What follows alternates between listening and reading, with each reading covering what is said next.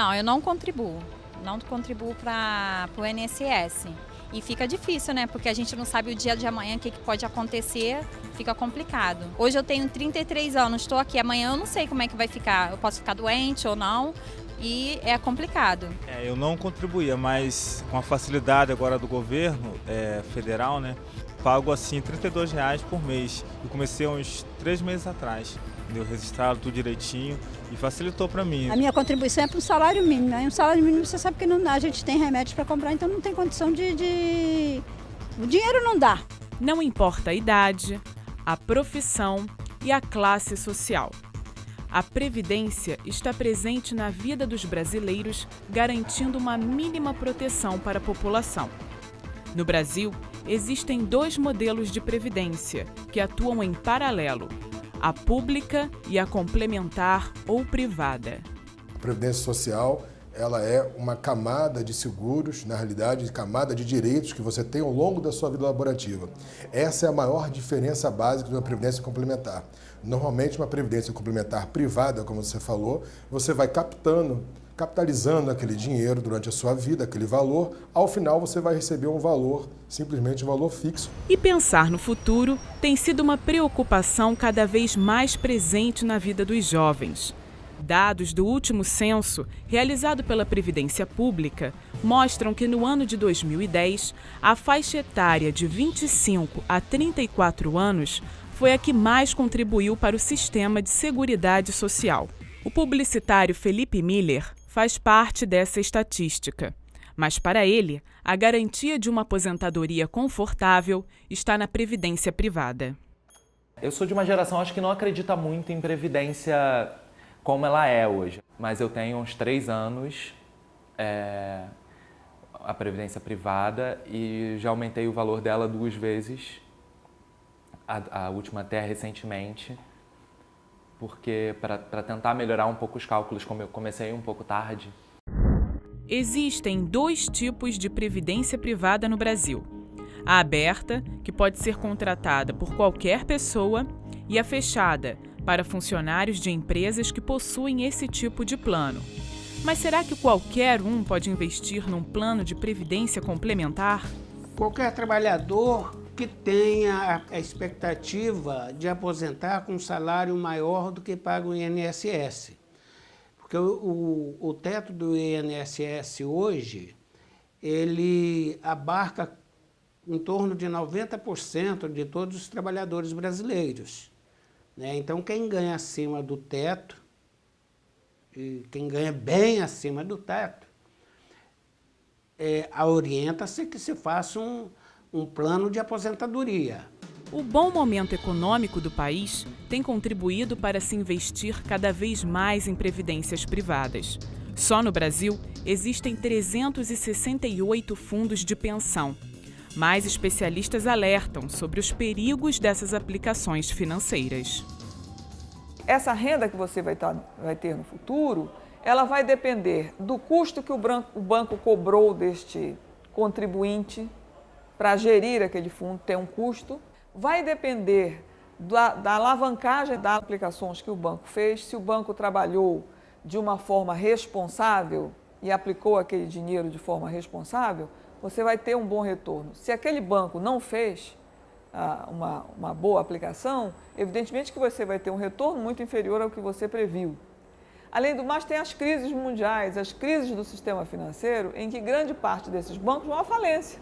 Até mesmo os fundos de pensão, que contam com contribuição da empresa, podem representar risco.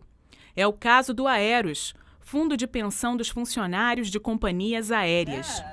A batalha dos aposentados pelo mínimo de dignidade se estende há 9 anos na justiça brasileira.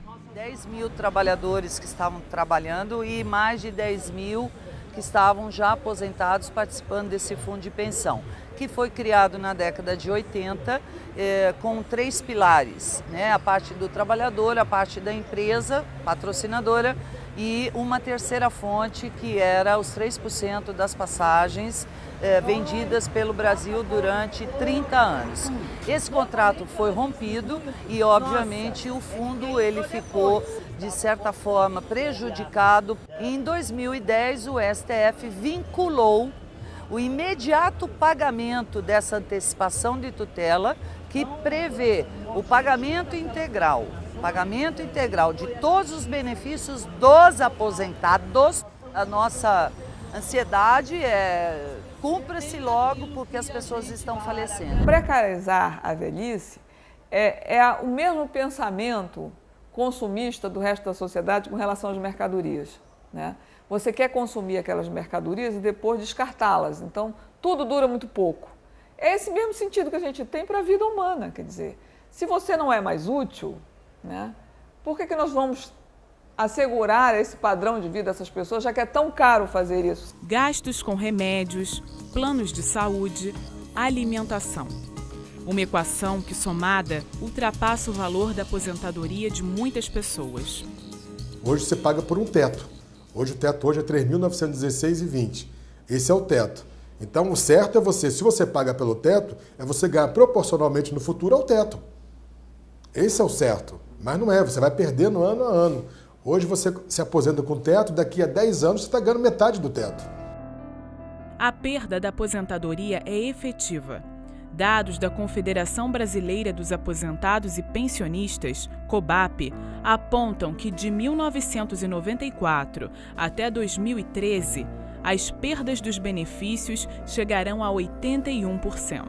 Houve um achatamento dos benefícios superiores ao salário mínimo porque os vários governos corrigiam o benefício básico pelo valor do salário mínimo, que por sua vez era corrigido pelo PIB e pela inflação. Mas os salários superiores, o governo só dava a inflação. Então houve de fato essa perda, e essa perda é uma perda lamentável, não é? Porque a Constituição assegura que os benefícios tenham os seus valores reais mantidos. Poucos sabem, mas o sistema de Seguridade Social é uma das maiores fontes de receita do governo federal. Somente em 2011, o lucro foi de 77 bilhões de reais.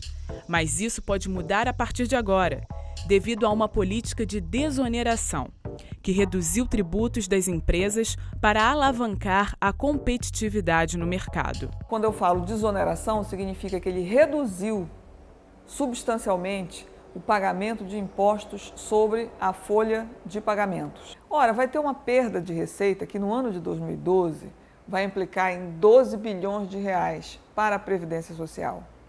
E ao longo dos próximos 3 anos, essa perda vai aumentar para 60 bilhões de reais. Apesar das previsões nada satisfatórias para a Previdência Pública, poupar continua sendo a palavra-chave para quem quer envelhecer com qualidade de vida. Pagar sim a Previdência Social, que ela é importante, como eu falei, ela é um seguro social ao longo da sua vida. Se você ficar doente, o Previdência Complementar não vai te socorrer, é o INSS que vai socorrer. Uma pessoa, quando é jovem, ela não pensa em abrir mão do gasto presente para gastar no futuro, que é o conceito da Previdência. O meu conselho é que começou a trabalhar, comece a poupar. Pagar o INSS, quer você seja um autônomo, quer você seja um empregado formal de alguma empresa, é absolutamente essencial para você assegurar o seu futuro. Quanto à previdência privada, eu aconselho aos jovens que eles mesmos administrem o seu dinheiro e coloquem o seu dinheiro em ativos seguros, aplicar em imóveis,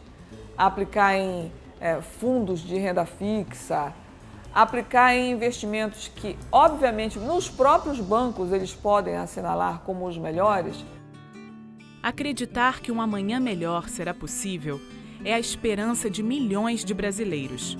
O aumento da expectativa de vida com o futuro após a aposentadoria deve ser um presente e não um problema para os trabalhadores.